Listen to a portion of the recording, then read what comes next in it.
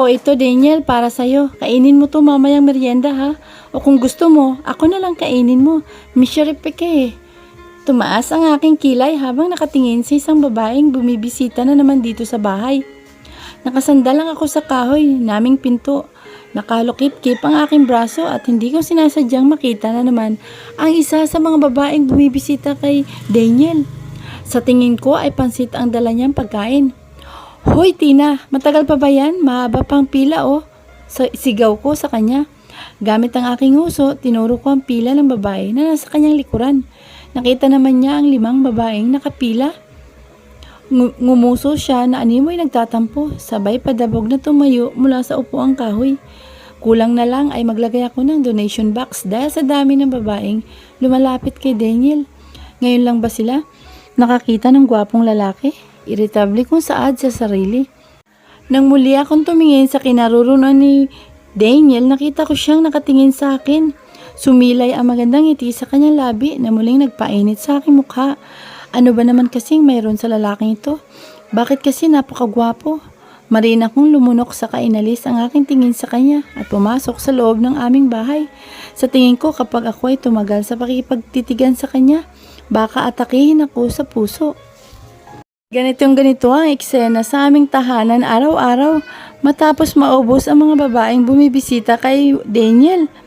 Sasamahan na naman niya ako sa dalampasigan upang humanap ng mga bagay na maaari naming makain o mapakinabangan. Pero kadalasan nauwi sa pagligo sa dagat ang aming pinupunta. Sa tanang buhay ko, ngayon lang ako nagkaroon ng kasama sa mga bagay na aking ginagawa. Tila nakahanap ako ng isang kaibigan sa katangian ni Daniel. Isang gwapong kaibigan. Risa, tingnan mo ang nahuli ko oh. Sigaw ni Daniel habang hawak-hawak ang isang talangka. Nanlaki ang aking mga mata dahil sa kanyang hawak. Alam kong gaano kadelikado ang umawak na isang talangka kung hindi ka sanay. Nako, makakagat ka. Aray! Nanlaki ang aking mga mata na makita kong sipitin siya nito dahilan upang agad niya itong mabitawan.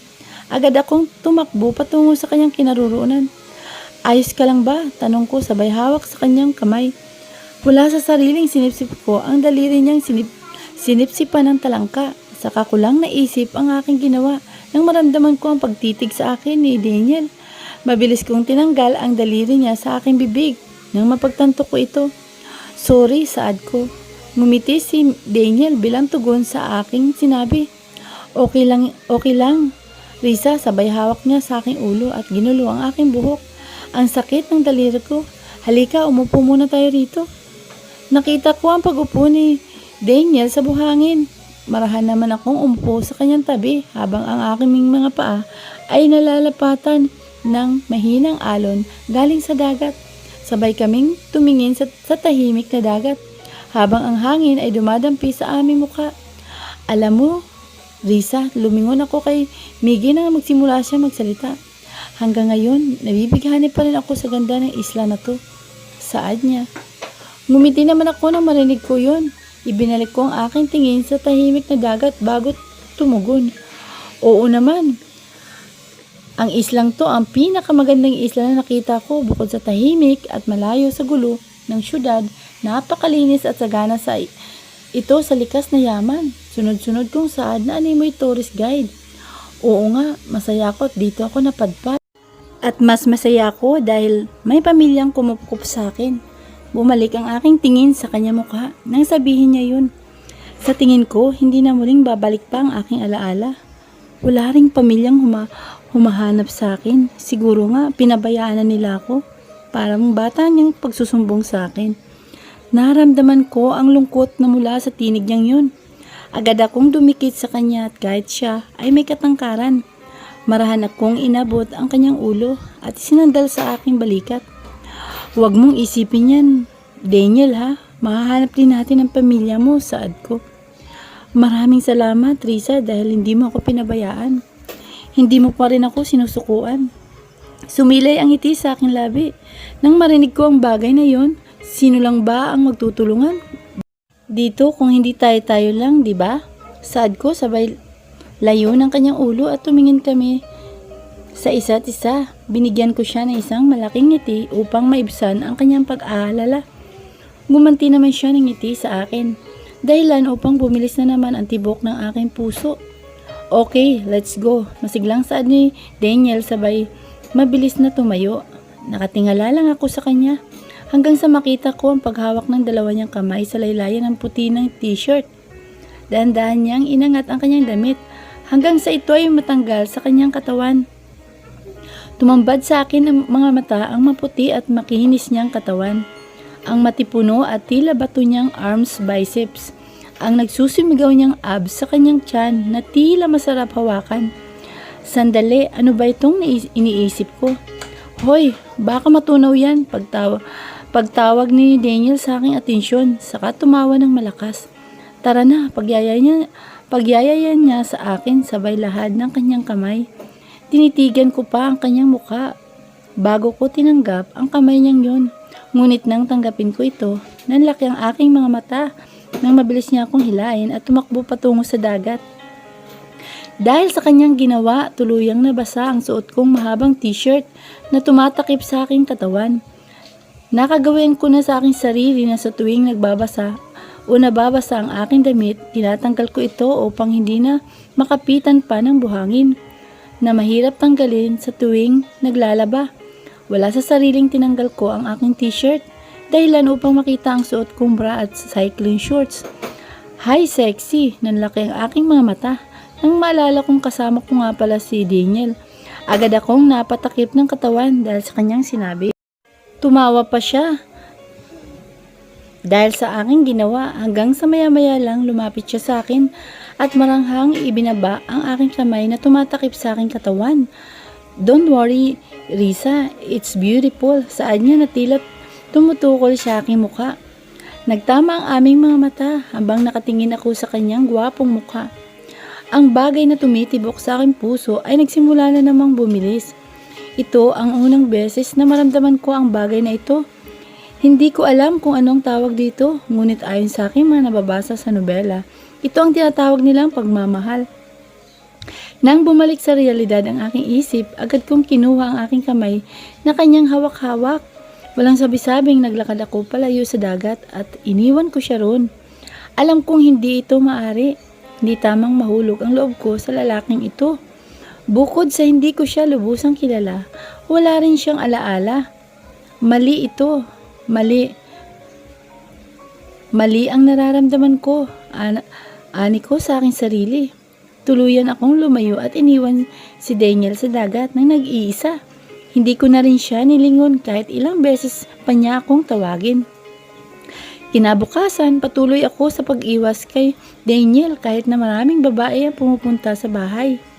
Hindi ko na ito pinapansin. Tulad ng dati, maaga akong sumasama kay tatay upang mangisda at uuwi kami kapag malapit ng mananghalian. Ganito ang araw-araw kong iginagawa upang tuluyang makalayo sa kanya. Naisip kong gawin ito hanggang sa bumalik ang kanyang alaala at muli siyang kunin ang kanyang pamilya. Ngunit sa hindi inaasahang pagkakataon, inutusan kami ni nanay, mamalengke. Wala akong ibang pagpipilian kundi sumama kay Daniel. Risa, sandali nga, iniiwasan mo ba ako? Tanong niya sa akin habang kami ay naglalakad dito sa palengke. Manang, magkano po sa gulay? 30 na lang iha. Pabili nga po. Saad ko sa isang babaeng nagtitinda ng gulay sa tabi ng kalsada. Hindi ko pinansin ang mga bagay na sinasabi ni Daniel. Patuloy lang ako sa pamamalengke.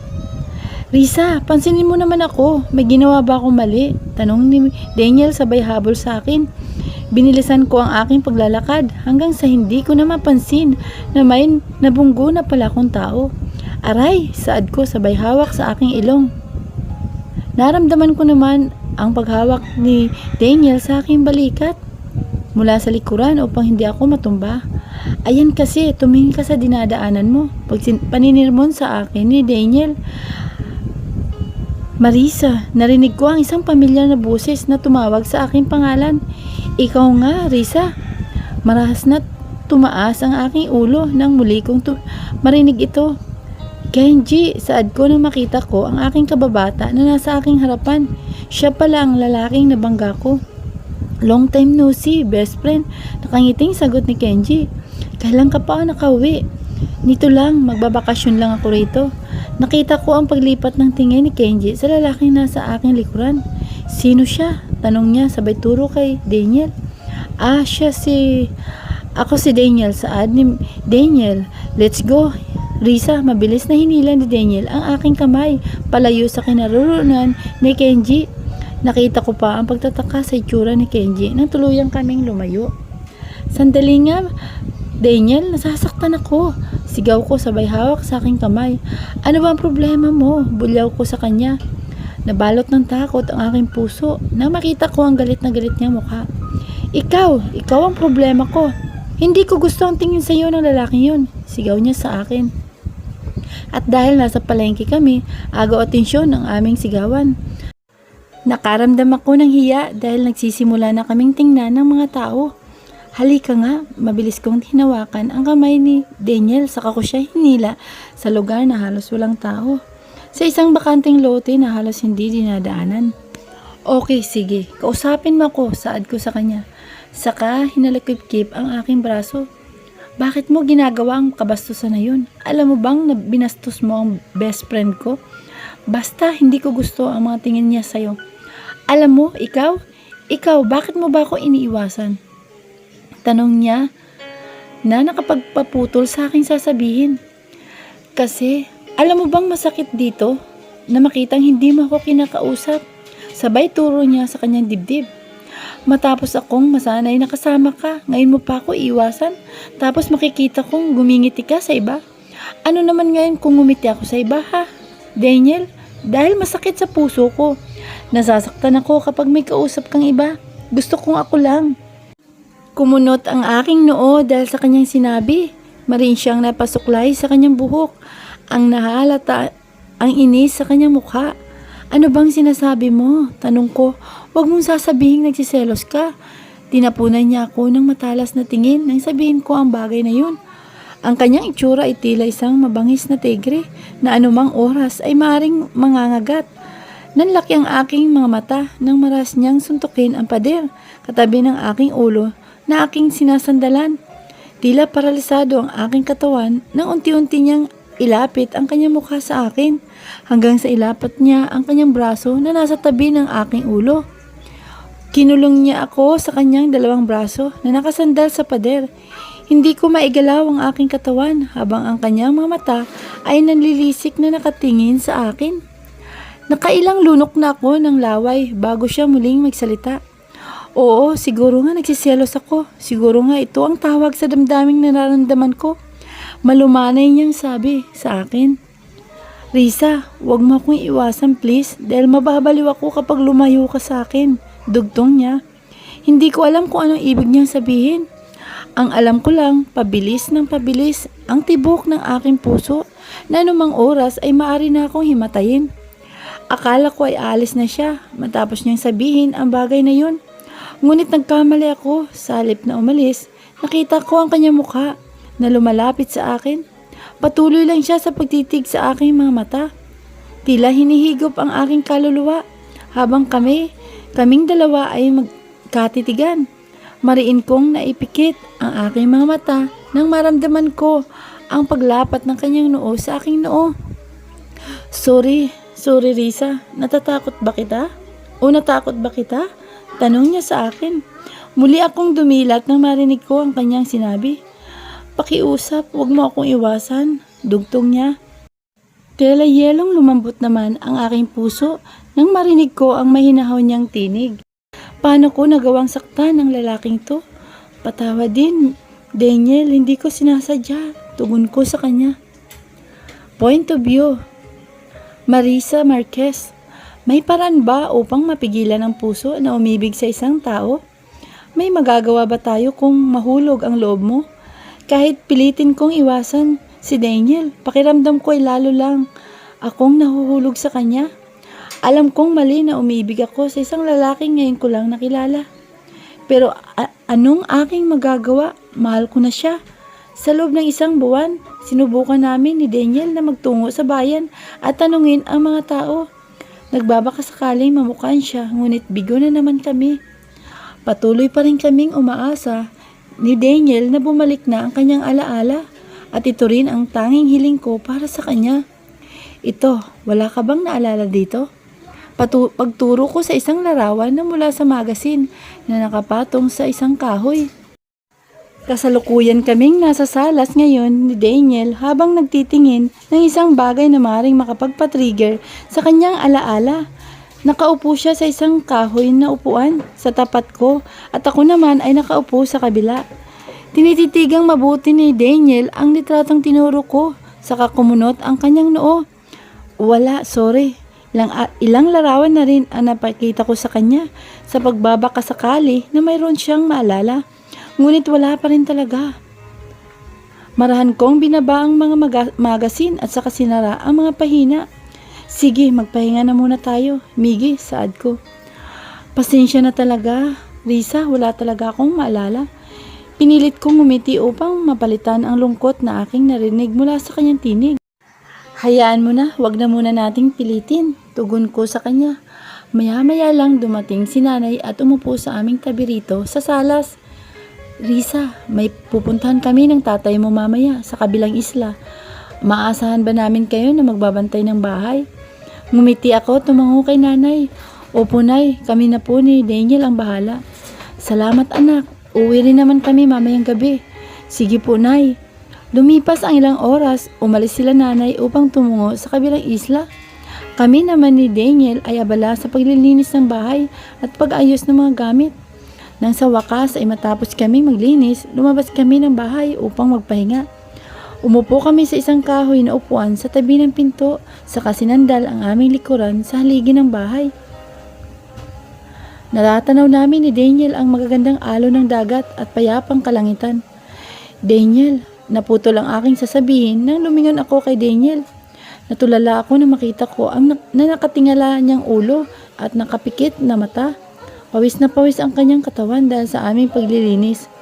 Hindi ko alam kung bakit sunod-sunod ang aking paglunok habang nakatingin ako sa kanyang liig na dinadalaw ng butil ng pawis. Risa, ayos ka lang? Bumalik sa realidad ang aking isip nang mapagtanto kong nakatingin siya sa akin. Oo. Ayos lang, tugon ko sabay alis ng tingin ko sa kanyang mukha. Tara, maligat tayo sa dagat. Muli akong napalingon kay Daniel nang siya ay magsalita. Sumilay ang malaking ngiti sa aking labi saka tumango sa kanyang sinabi. Sige. Sabay kaming tumakbo patungo sa dagat. Ramdam ng aming mga paa ang puting buhangin na dumidikit sa aming talampakan. 4:00 na rin ng hapon kaya ang araw ay hindi na gaanong mainit. Sapat lang upang makasisid sa dagat. Mabilis na tinanggal ni Daniel ang kanyang damit nang marating namin ang dagat. Nagulat ako nang bigla siyang sumalok ng tubig gamit ang kanyang kamay sabay hagis nito sa akin. Agad akong napapikit dahil sa pagtama nito sa aking mata. Unti-unti nang nahuhulog ang loob nila sa isa't isa. May mabuo kayang pag-ibig? Pareho kaya silang nararamdaman? Atin pong alamin at ang lihim sa buhay ni Daniel. Atin pong alamin sa susunod na kabanata. Please like, share, and subscribe.